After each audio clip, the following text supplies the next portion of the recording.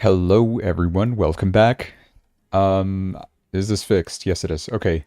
So we've got Bitcoin. It did drop from yesterday's rise. It did continue to rise, I think, after I streamed. No, that was the highest point when I streamed. We were dropping from there, reaching a high of 83,565. That's where we were yesterday. Today, things dropped. We unfortunately dipped below 80,000. This was expected from my part. First of all, the two moving averages are still, they didn't have their golden cross yet. What now, Bradley? Yeah, nothing.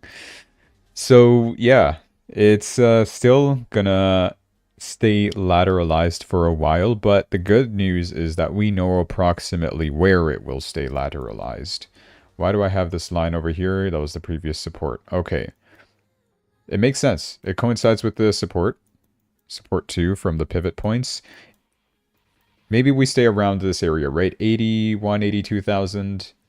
And then we drop a little low. Lowest point we will drop, though, 76,000. We can see a slowdown in the drops if we do continue dropping. It would all really depend on whatever fundamentals happen. Then we also have the uptrend that will very likely save us from dropping any further than the 76,500 mark. So we should be fine there in that sense. At the moment, we'll just stay oscillating around this zone. In terms of any other fib zones, alright, I'll draw one. I think I have to by now. If that is the bottom, which one would be the bottom? The first one, right? Yes. Yes. Wait. Yes, I'm blind. Okay, so that's the bottom for now. I'm not going to call victory yet. So if I was to draw a fib zone from the top area to down here. Let me scroll in. There we go. First resistance we have is... Oh, that's exactly where we slowed down. It makes sense. Okay, I'll keep this drawn then for a while. I feel like I'm accidentally moving something. I'm not. Okay. 82,800 seems to be our resistance if we do oscillate around that area. Right now we're like in the middle of either this zone and this zone down over here. We're right there in the middle. So depending on whatever happens, right, in terms of this whole tariff situation, we haven't heard any other major news, right? We have some news and I'll share that with you. But other than that, no. As of right now, things are still able to drop, right? I would say so. We have a slowdown at this moment because we're converging with the lines very soon, the exponential moving averages, but nothing confirmed yet. I'll have a look at other coins. Ethereum is 1,515, reached a low today of 1,472. Highest point landed right there on that first. This is supposed to be a support, by the way. That's how badly we've dropped with Ethereum. Hey, but it slowed down perfectly at 1,384 was the lowest point. Right now, similar deal to Bitcoin.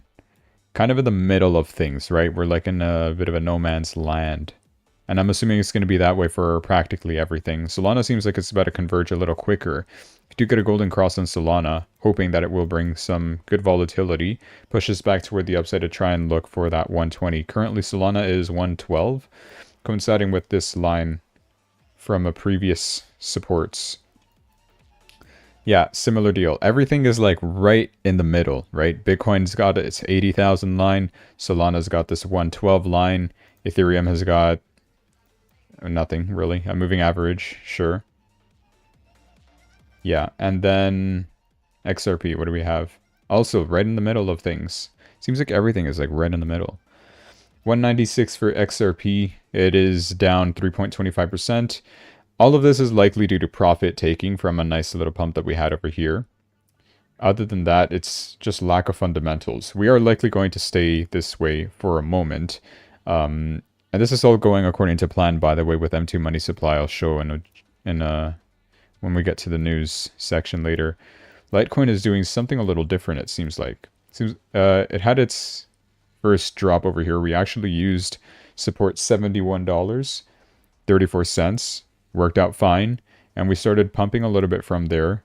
But nothing too crazy yet. We don't have any trend changes. And we're approaching that middle point as well. $74.24. Almost 75. That's where we could see a slowdown in the price increases. Cardano is 61 cents. Similar deal to Litecoin. And right in the middle of things as well. Everything is right in the middle. We're awaiting tomorrow's news, likely. Tomorrow we will be getting some data. Today we got some consumer core inflation rate, not consumer, the inflation rate, right, for this year, which it was better than expected, which is supposed to be bullish for markets, but still we had a price drop, and that is likely due to CME FedWatch. We're gonna have a lower chance of getting a rate cut. I feel like this is changing every time now. It's a 36% chance we get a rate cut in the meeting in May for now. And also for the whole year, 1, 2, 3, 4 rate cuts. Okay, 4 rate cuts is still on the table for now. But the first rate cut is not likely to come in the next meeting. It's going to be the one after that in June. So that's what we have to pay attention for. And this data that we see here is what changes that. Oh, consumer price index is here. I'm blind. So that's what we have. The data for US inflation fell to 2.4%, which was lower than the expectations. What were we expecting? 2.5%, but it was actually 2.4% inflation, which is really good. Despite all these tariffs, we were not seeing an increase in inflation, which, I don't know, the Trump effect. And then the consumer price index is also less, right? We were expecting 3.0, but it was actually 2.8%. What's important now is tomorrow's producer price index, producer price index, whatever it is. We'll see how that's going to turn out. We're expecting 0.3%. If this also drops 0.2%, that means the economy is very healthy. No need to cut rates as urgently as we thought we would. I know in the stock market crash that we saw at the beginning of the week, everybody was expecting like, okay, emergency rate cut has to happen now. But now things have kind of chilled out. Trump has delayed tariffs for another 90 days. So, you know, there's no real need to speed up the rate cuts, right? We can keep things as scheduled, as planned.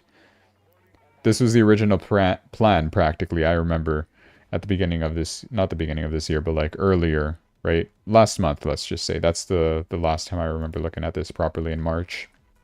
So, yeah, that's what we got so far. President Lagarde will be speaking from European Central Bank at 5 a.m. Nobody's watching that. We're all asleep. So, yeah. That's what we have. And jobless claims also came in. We were expecting 223. We got 223. It's still higher than before, but it came in line with expectations. So that is overall not too bad, right? Nothing to get scared of. Where are we here? 9, 10. Yeah, things were just kind of static there. Until 11 o'clock, everything dropped a little bit more. I actually took some profits. Very small profit at the top over here from an entry I had at like 81,000 on Bitcoin. So I was lucky with taking profits there last night. We had our drop and I repurchased down below over here 79,000. And I think I have it at this line actually. Exactly that support line. So it's soon to be in profit, I'm hoping, right? And if it does drop, I have another order waiting somewhere down here. I think I might have to change it. Might have to put it up here.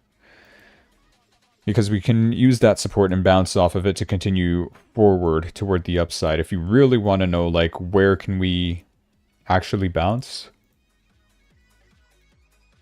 Draw a very short-term fib. And you see it's right around this zone, first of all. The second zone is 77,900, almost 78,000, you could say. Right? And then look exactly where this line coincides, which is perfect. 76,500 I feel like is going to be an important support. Something we can pay attention to. So that's likely what I will be doing. Next bit of news we have is the fact that the United States has increased their tariffs on China to now 145%. So there you go. What is China going to do now?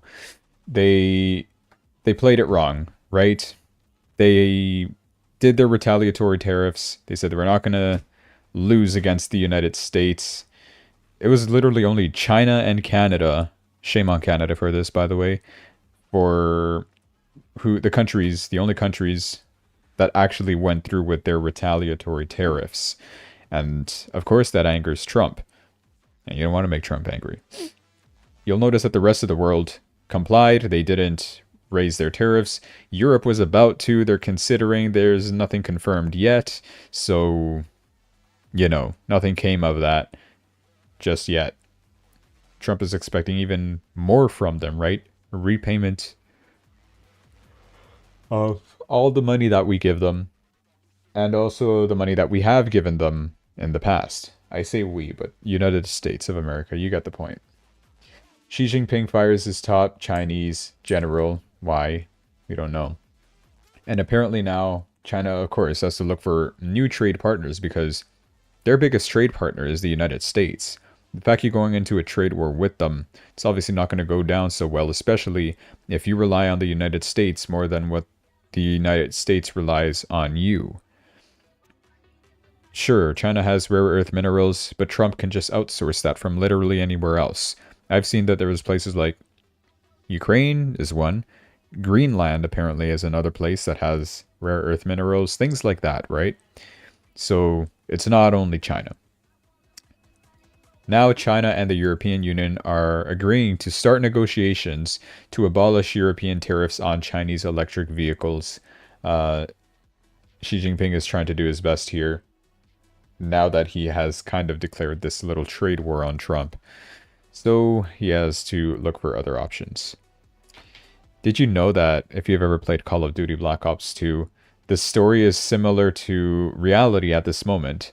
The description of Black Ops 2's story is this. It begins in the year 2025, wow, where China and the United States are in a Cold War after China stops exporting rare earth elements. In this future setting, remember Black Ops came out in 2012 maybe? This future setting, militaries use robotic weaponry, cyber warfare, unmanned vehicles, and futuristic technology. That's pretty freaky. When did Black Ops 2 come out? Yeah, 2012. And that's exactly what's happening right now. China imposes export controls on rare earth minerals, threatening U.S. tech and defense supply chains. It's literally exactly what's going on. So that's crazy. What did Activision know? This was also part of... I actually should have titled this, put this in the title. I'm going to do it right now. U.S. bonds is one of the topics I will be talking about today. There, I've updated my title. No big deal. Nothing happened.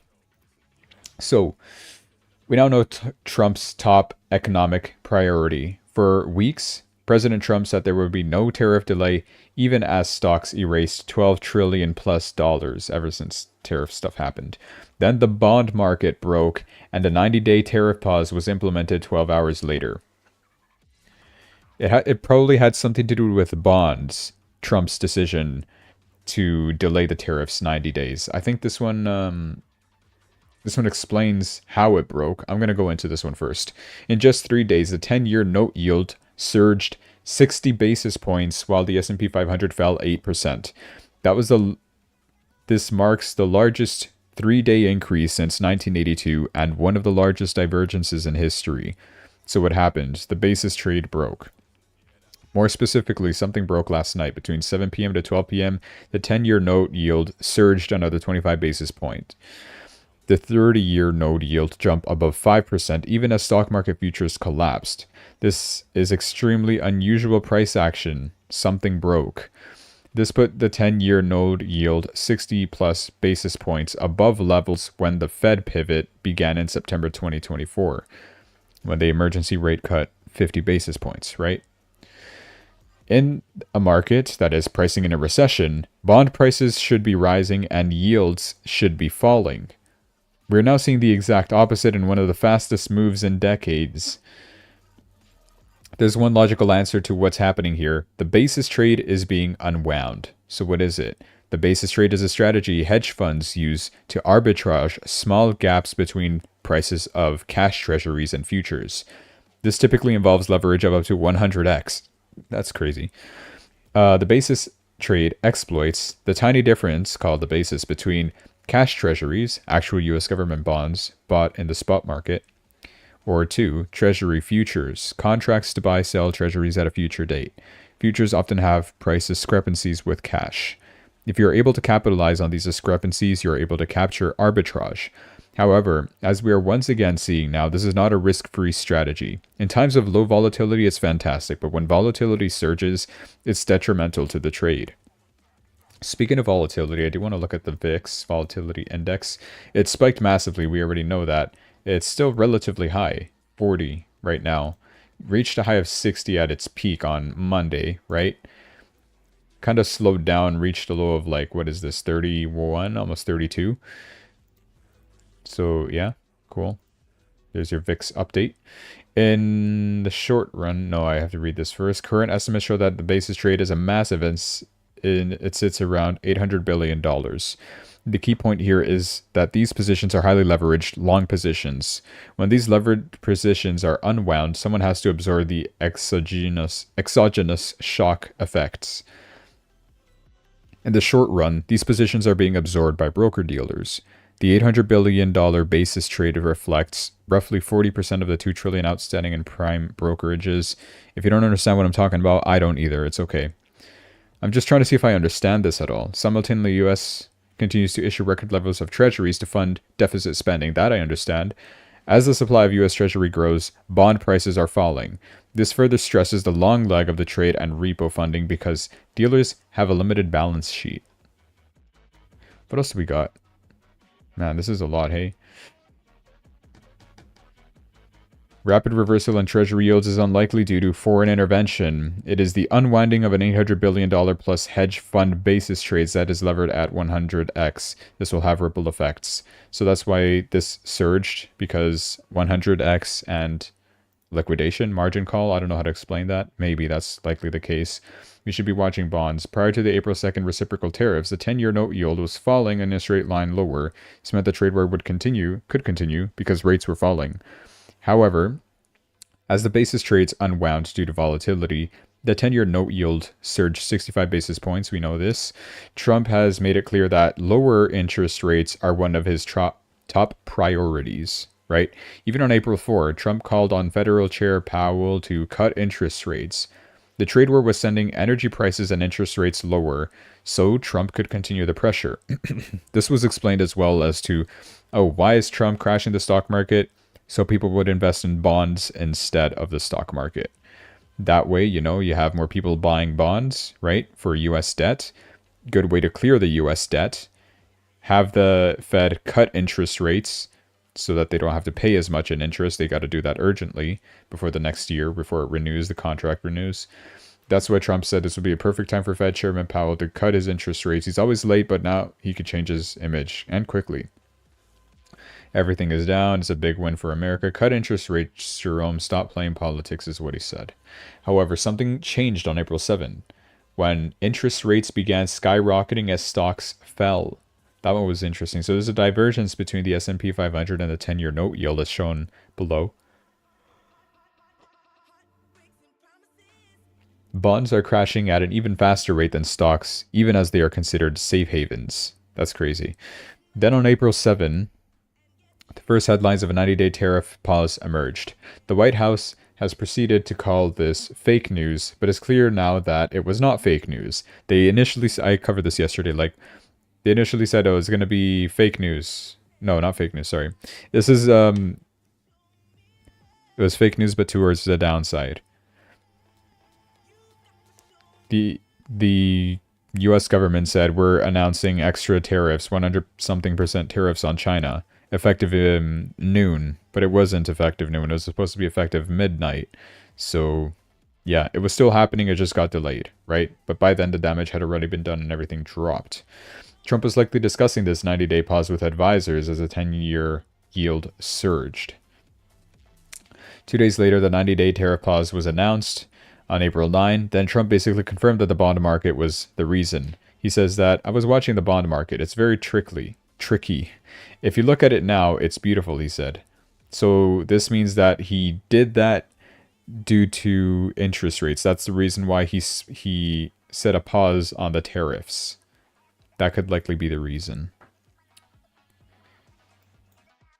At the end of the clip, he says, yeah, I saw last night where people were getting a little queasy. He was referring to the basis trade unwinding as outlined in the two posts above. Trump knew that $800 billion basis trade would send the 10-year to 5% if he did not intervene. So that's probably why. That's probably why he set that delayed tariff 90-day thing. I'm yawning like crazy. Gold apparently rising as well in prices. Spot gold climbs to a new all-time high as well. And I think that's practically all you got to know about this. If you want to know what's possibly Trump's next move, we can now get an idea as to what could happen. Maybe his unpredictability can be predictable if we look at the bond market. Sudden moves in the 10-year note yield in either direction will impact his policy. A huge takeaway from this week's event. So we learned something new there. Okay, that's cool. That's good to know. It was due to bonds. It was all bonds. I don't have that much news to cover, but I do want to point this out as well. M2 money supply, it's looking really good. The tariffs have been paused for 90 days. Bitcoin price surged, and we're likely going to see another drop and continue dropping according to M2 money supply. Today is April 10. I'm trying to see, like, okay, this is looking like halfway through, right? Would this be April 15? It's a good chance to maybe buy the upcoming dip. I feel like this is advanced forward a little bit, right? We're probably like right over here where my cursor is on that first dip. We could rise tiny bit, like, but we're not going to break 80,000. We're going to drop a little less than 80,000 according to this chart, and it's not always right. It has an 80% accuracy, which means 20% of the time it will be wrong. Not financial advice. But yeah, we're going to continue dropping and probably hit one of these lows one more time. Maybe I'll have to even adjust this uptrend just a little bit, right? If you're looking at this, what you're seeing here is this is likely going to happen until, what, April 15? 12, 13, 14, 15. It would be like right over here. And then you see a rise. Why a rise? Because of this. I want to see if I could just screenshot this so I could draw on it. I want to draw on this so I could show you. Come on. And drag this chart over here. Can I zoom in? Yes. Well, that's not what I meant to do. Oh, cool. So you see what I'm trying to say, I hope, right? Have a look at this. So we are here. We are currently seeing this drop, and that's where we are right now. Right? That's where we are right over here. This drop right there. So that's where we are, and we can continue to drop.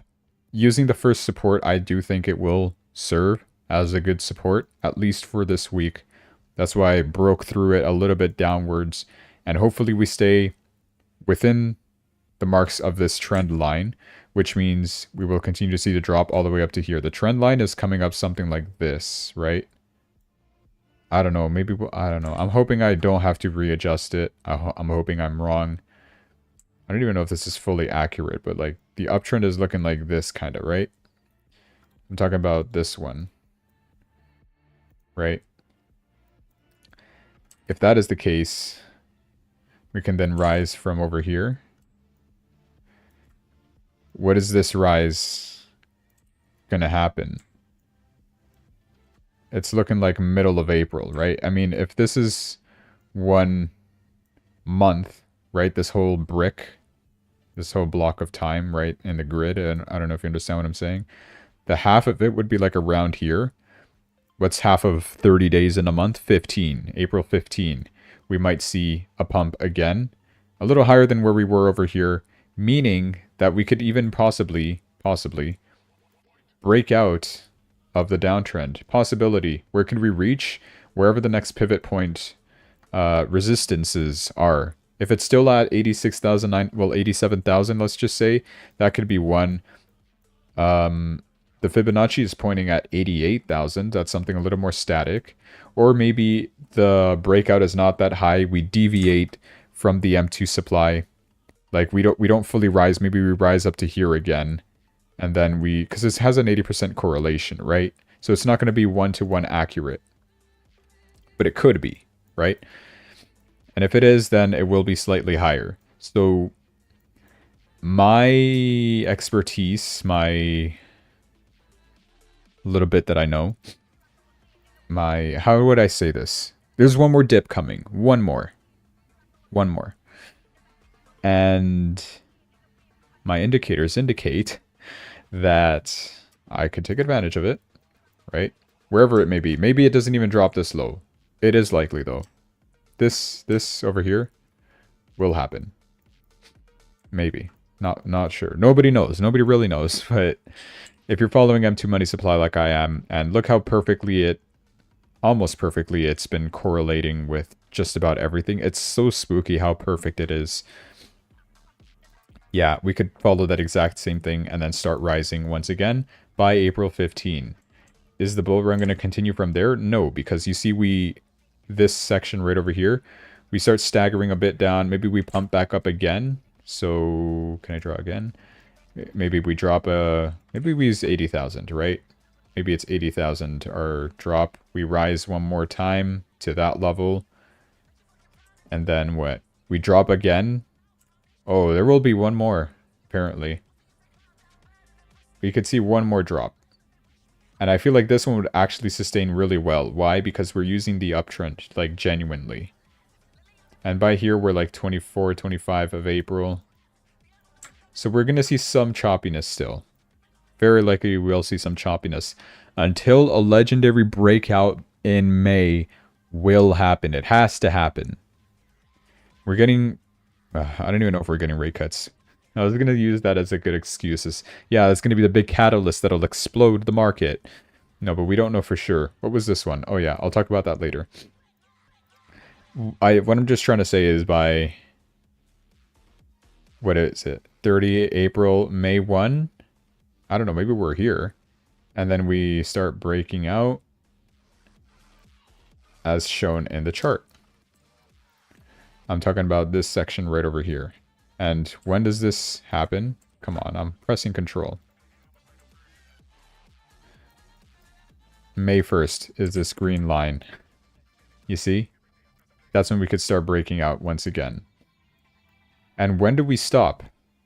We're still rising at this point. We're seeing a little bit of a dip. Is this the top by, what day is this? Like middle of July? And the answer to that is no, because just today, Global M2 made a steep move up in this green circle, right? So that means new all-time highs.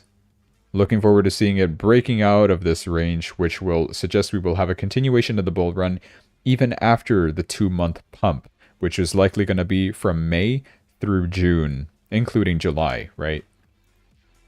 That's going to be quite legendary indeed. We'll see how things play out. Maybe this happens, maybe this doesn't happen. We never know, but it's all pointing towards the same direction, so it kind of makes sense. In my opinion. So there you have it. M2 money supply, the magic. It works.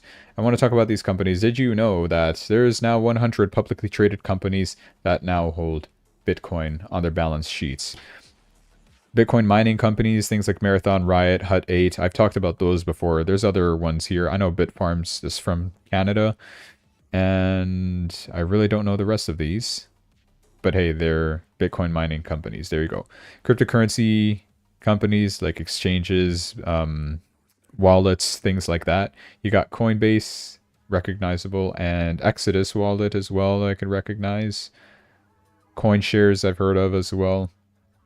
That's all. Other companies got... I don't know any of these ones. Metaplanet, we do know. MicroStrategy. Oh, that's just regular companies. Okay. BitMax, Bitcoin Well, BTCS, Fold. Okay, yeah. So Metaplanet, MicroStrategy. You got those companies in there. Tech companies that invest in Bitcoin. Reddit apparently has some. I don't know any of these other ones. I've heard of Globant, but... And Mercado Libre. It's like the South American Amazon, if you want to think of it that way. Media companies, Net and Thumbs Up, I never heard of them. Energy companies invest in Bitcoin. I have never heard of these ones though. Healthcare companies, never heard of these. Auto companies, we know Tesla has a lot of Bitcoin in the reserve. Finance companies, we know BlackRock. Where is the other finance companies? Fidelity and Bitwise and all those. Whatever, it's probably not too much to list in that group. And then others, I don't know what these are. But yeah, there you go. Cool. There's a pretty decent list. I'm sure there's more, of course. It says it's 100, and this is definitely not 100, or maybe it is. I'm not going to count it, though. But yeah, I mean, institutional adoption is there, and here's the proof, right? Government adoption will be coming very, very soon.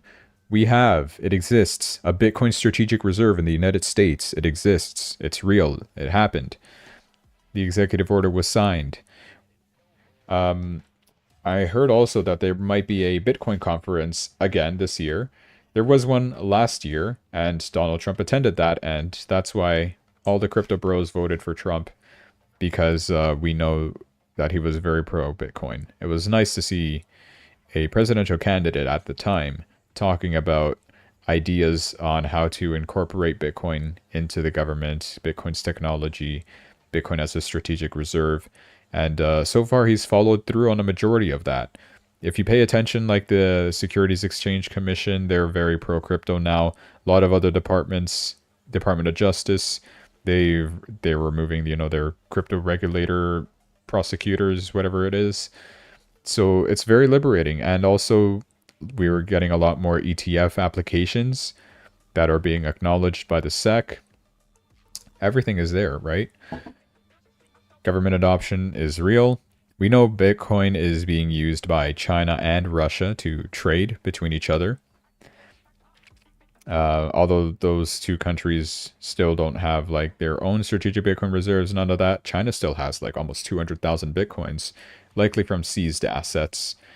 And Pakistan as well, we saw, appointing CZ from Binance as their crypto czar. Or, yeah, crypto manager, whatever you want to call them. United Arab Emirates, we know, bullish on crypto. And, of course, El Salvador as well, bullish on Bitcoin. And Javier Milei also bullish on meme coins. Or scam tokens, whatever you think of them. Now, I do want to talk about the situation that happened earlier this week when Donald Trump said, yeah, guys, by the way, now is a really good time to buy stocks, or now's a great time to buy, is what he said. And, I mean, what do you do when the president of the United States is giving you this financial advice, right? Well, a lot of people bought, and 3 hours later, Trump announces, I am putting a pause on all tariffs, except for China. And markets rallied yesterday because of that. This happened yesterday. Now, there were some suspicious trades as well made by some stock members, either selling before the tariff announcements were done, or buying after the tariff removal announcements were officially announced, all that kind of stuff. Speaker Mike Johnson received a letter from House Democrats. Of course, it's the Democrats. They're thinking the Republicans are doing insider trading. Have they never heard of Nancy Pelosi? They're asking politicians to be required to immediately disclose stock trades that they made around the tariff announcements. Any transactions conducted between April 2nd and April 9.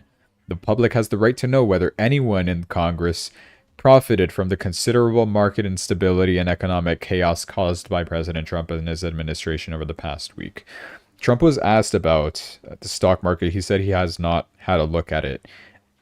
But we saw from the previous post when we were talking about the bonds is that he did see the bond market and he said, oh, I gotta do something about this because I need interest rates to get cut. So, yeah, he did something about it. He paused the tariffs. Now, people with this insider information, of course, a lot of stuff has been leaking kind of early, it seems like. the counter tariffs on China. I forget what else, but there's just stuff that is leaking early. It's every time now, it feels like. So yeah, there you go. Signatures of the people. Yeah, maybe they will ban Congress stock trading is likely what the case is. What do I think about that?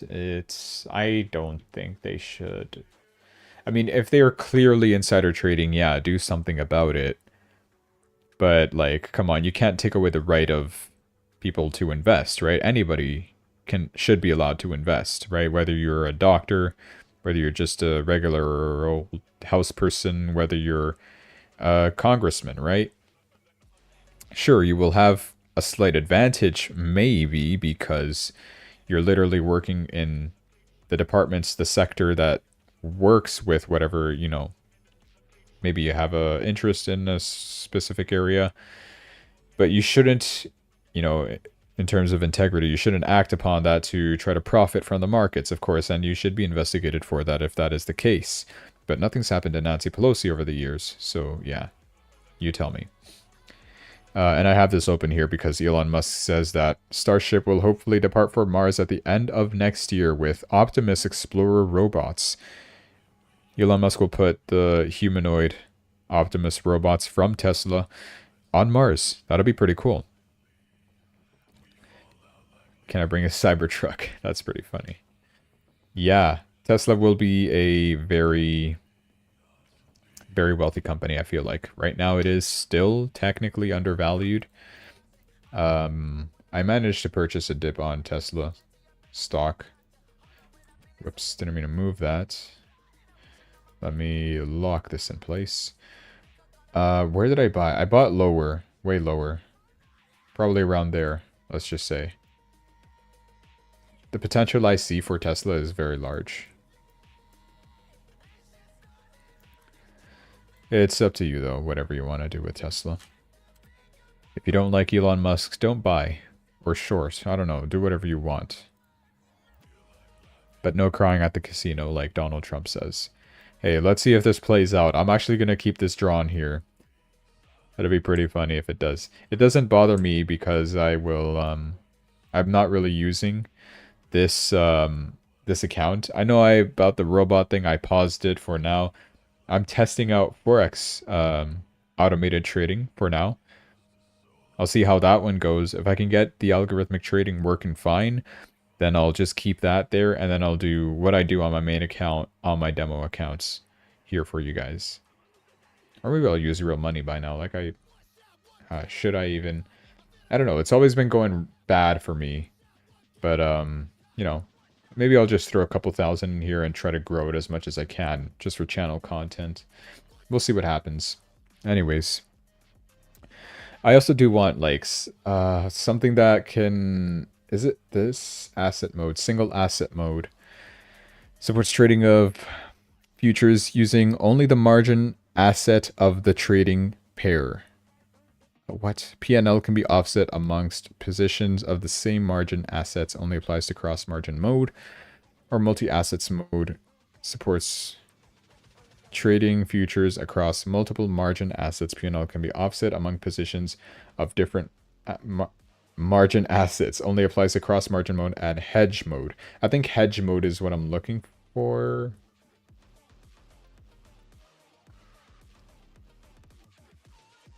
Where can I see hedge stuff? No, that's right.